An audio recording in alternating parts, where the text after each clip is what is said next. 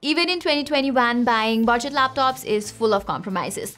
I mean, most established companies are still offering the same old design with thick bezels and plastic build that it was only a matter of time aggressive and youthful companies like Realme swooped in and made things right. Just look at the Realme Book Slim, the company's first ever laptop. I bet you wouldn't have thought that this was a budget laptop if I hadn't told you so. Its i3 version with 256GB SSD goes for just 45,000 rupees in India, whereas the more powerful i5 variant with double the storage costs 57,000 rupees. And looking at the competition, I feel like the i3 model here offers best value for money, and this is the variant that I got for myself. The thing is, at 57,000 Indian rupees, the new Mi Notebook Pro comes with a more powerful 35-watt Intel Edge series processor, contrary to the 28-watt CPUs in the Realme Book, while also bringing a similar spec sheet. Plus, Xiaomi even sells a 16GB configuration of the Mi Notebook Pro, making it a superior choice for those with multitasking and better long-term endurance in mind. Anyways, starting the review of the Realme Book with its design, it's pretty clear that Realme has based this laptop off of Apple's MacBook lineup. While I personally don't mind the MacBook inspiration, I strongly agree with Dave2D where he says that Realme has wasted such a great opportunity to come up with an original design and rather decided to deliver some generic MacBook clone instead. So yeah, I think Realme could have made a better introduction in the venture with a more distinctive design instead. Available in either blue or grey finishes, the Realme Book is one classy looking device though. And unlike the cartoonish Dare to Leap branding we see on Realme smartphones, the Realme Book thankfully brings a rather minimalistic look all around. Here, the lid has a subtle Realme logo while there is still a tiny Dare to Leap branding on the rubber feet. Overall, I'm really fond of how this laptop looks and how it stands out among other budget devices you could find right now. Plus, I haven't really had any trouble using it for long hours either because of the chamfered edges and blunt frames. Furthermore, it weighs just 1.38 kgs and measures 15.5 millimeters wide at its thickest point, which contributes to the overall portability of this machine. On the other hand, I'm not fond of its rubber feet though. They're a bit too slippery and therefore don't provide a firm grip to the laptop when placed on a flat surface. Regardless, the Realme Book brings a decent port selection for a 14-inch machine. The left frame houses two USB 3.2 Gen 2 Type-C connections alongside a USB 3.1 Gen 1 Type-A and a 3.5mm combo audio jack on the right. If you end up getting the i5 variant instead of i3 like ours, one of the USB-C ports also supports Thunderbolt 4. So if you want faster data transfer speeds or wish to connect the laptop to external displays or even eGPUs, then you might want to get the i5 version instead. Even the wireless connectivity standards are different between these two models. The i3 variant gets the older Wi-Fi 5 and Bluetooth 5.1, and the i5 variant gets the newer Wi-Fi 6 and Bluetooth 5.2. Okay, apart from the respectable design and build quality, the display is where Realme is delivering a whole lot more compared to other similarly priced laptops. It has a 14 inches 2K IPS display with 100% sRGB color space and 400 nits of peak brightness. Plus, unlike the traditional 16:9 displays, its 3:2 squarish aspect ratio offers a lot more vertical viewing space and is therefore ideal for students, programmers, and even business professionals. For someone like me whose primary usage consists of browsing the web and using Word documents, this tall display has significantly eased my workflow. However, when streaming videos on YouTube and Netflix, the big black bars on the top and bottom of the screen are quite distracting. That's because most movies, shows, and similar video contents have a traditional wide aspect ratio instead of the squarish one on this laptop's display. On top of this, the Realme Book has fairly narrow bezels all around as well. The company is claiming an impressive 90% screen-to-body ratio on this thing, which is about 10% more than the MacBook Air's display. Likewise, I have had no issues with the glossy display myself, but if your workspace is subject to multiple direct light sources, it could be a big hassle. Nevertheless, Realme Book's 2K resolution means that content looks extra sharp on the screen. Even pixel peeping does not reveal any sort of pixelation, whereas I've had no issues with its viewing angles too. With 100% sRGB gamut on board, its color reproduction also leaves little room for complaint. But in the default factory color calibration, I noticed that this display has a slightly off white balance with a mild greenish hue. Despite this, it has great contrast, which makes the dark and bright shades look pretty decent. Although our unit does suffer from soft screen bleeding around the bottom edge, it's nothing to worry about. Anyway, brightness is not going to be a concern on the Realme Book either. Boasting 400 nits of peak brightness, I've had no difficulty using this laptop indoors or even outdoors. Certifying those claims myself, I measured that this screen has 391.5 nits of peak brightness and covers 99% sRGB and 68% NTSC color gamut. Nice. But one thing that I'm not a fan of is that setting this screen to 0% brightness flat out turns off the display instead of maintaining visibility to a minimum. Okay, moving on, Realme Book's keyboard is equally spectacular for a budget laptop. It has full-sized keys with a smile arc mechanism and 2 levels of backlights. Because of its 14 inches form factor, Realme obviously could not fit in a dedicated numpad here. Regardless, the keys here are large, well spaced out, and comfortable to type on.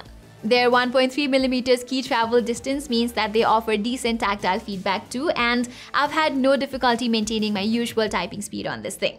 There's 2 levels of backlighting to choose from, and you will have no trouble working with Realme Book's keyboard in the dark as well. For biometrics, Realme has gone with a single sign-in fingerprint reader. From its unlock speed to ease of use, this Windows Hello Login certified fingerprint reader does everything right. Having said that, I do have a few complaints about the Realme Book's keyboard. First is that it has a mild flex on the keyboard deck, and secondly, the keys have a loud sound profile that does not sit right by me. I know that this is a totally subjective matter, so if you don't mind the noise, this should not be any problem. Plus, this up-down arrow keys share a single key space, even though Realme could have easily avoided this by narrowing the right shift key. Anyway, thanks to the 3:2 display, the Realme Book enjoys a comparatively large keyboard deck, which means that it has enough room for a sizable trackpad. Its sheer size makes drag and drop action so easy, and I never found myself searching for a mouse when using this laptop. Unfortunately, this one's also a tad bit noisier than what I would have liked as well, but the integrated left and right keys and multi-finger gestures work perfectly fine on this wide plastic trackpad. However, palm rejection could still use a little more tune-up. In the audio department, the Realme Book gets a set of bottom-firing stereo speakers tuned by Harman Kardon. And here, I wished Realme had been inspired by MacBook Air more and provided front-firing speakers instead.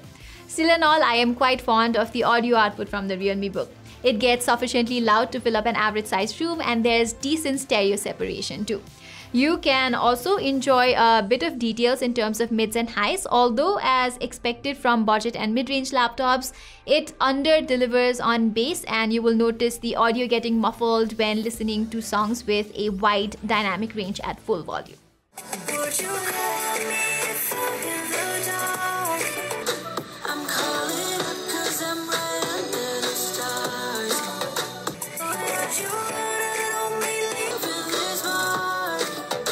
Okay, while everything has been pretty exceptional so far, I can't say the same about the Realme Book Slim's webcam. There's a standard 720p HD camera alongside the dual microphones on the top bezel. Simply put, I am not a big fan of the video quality from this webcam. Even though the audio pickup from the built-in microphones is not that bad, this camera fails to maintain exposure evenly, and the noise cancellation feature does not work as advertised either. But that does not mean that this camera is completely unreliable for attending online classes or Zoom meetings. Okay, now let's get into the performance side of things. Here, Realme has gone with Intel's 11th Gen processor for its first laptop, and like I mentioned in the beginning, you can find it in either a dual-core i3 or a quad-core i5 28-watt CPU. In terms of memory, there's an 8GB LPDDR4X RAM soldered onto the motherboard with no extra DIMM slots. Thankfully, unlike RAM, the SSD module is not soldered, and you can upgrade it as you see fit. To note, the Chinese variant of the Realme Book is also available with a 16GB RAM option. And I feel like this lack of upgradability could be a huge letdown to many, as 8GB RAM is bound to be insufficient in the long run. Anyway, as of now, even the i3 version of this laptop has handled my day-to-day tasks rather easily.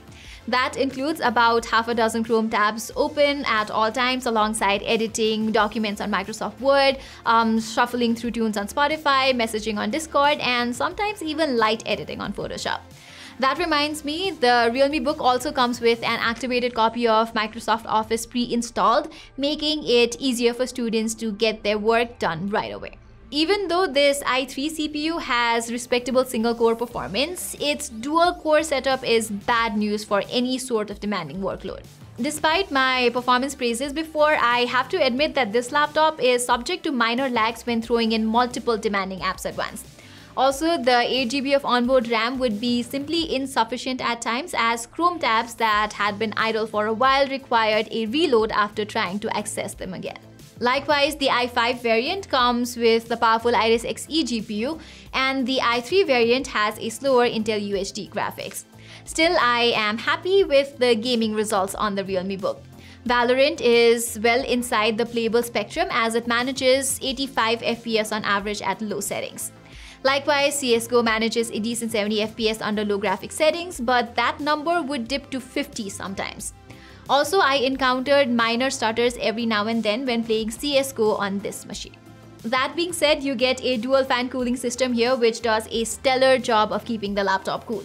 Even after half an hour or so of continuous gaming, the keyboard deck barely gets warm, with the CPU temperature hovering around 53 to 55 degrees mark. Fan noise is no trouble either, as it does not get that loud even at its fastest RPM. On the other hand, it is practically mute under non-demanding workloads. To further increase your productivity, the Realme Book also supports PC Connect to transfer files, make calls, and send messages directly from the laptop without having to use your phone. Yet, it's only compatible with the Realme GT Master Edition for now, whereas the regular GT is scheduled to get this feature soon via an OTA update. On to the battery, Realme is claiming up to 11 hours of video playback from the 54 Wh cell inside. Similarly, the Realme Book is rated to last up to 8.5 hours under simulated office workloads. However, under my usage pattern, I managed to net out somewhere between 5 to 6 hours of screen on time only. Here, I would keep the laptop to best performance battery settings and brightness level to 50%. Now, even though 54 Wh is a fairly sizable battery for a 14 inches laptop with lower TDP CPU, I feel like the 2K display is the main culprit behind the above average battery endurance. Nevertheless, juicing up the Realme Book is no hassle as it supports USB-C charging. You get a 65 watt power delivery compatible charger that takes about 1 hour and 40 minutes to fully charge this laptop. All in all, the Realme Book is an absolute steal for the price, especially the i3 variant. It has an incredible display, it has a sleek design, decent keyboard and trackpad, its speakers are loud, it has notable performance, and the battery life is not all that bad either. For a sub 50,000 laptop, Realme has raised the bar for just how good a budget laptop can get. Yet, its biggest disadvantage is that the RAM is not upgradable, whereas the i5 variant feels a tad bit expensive compared to the direct competition as well.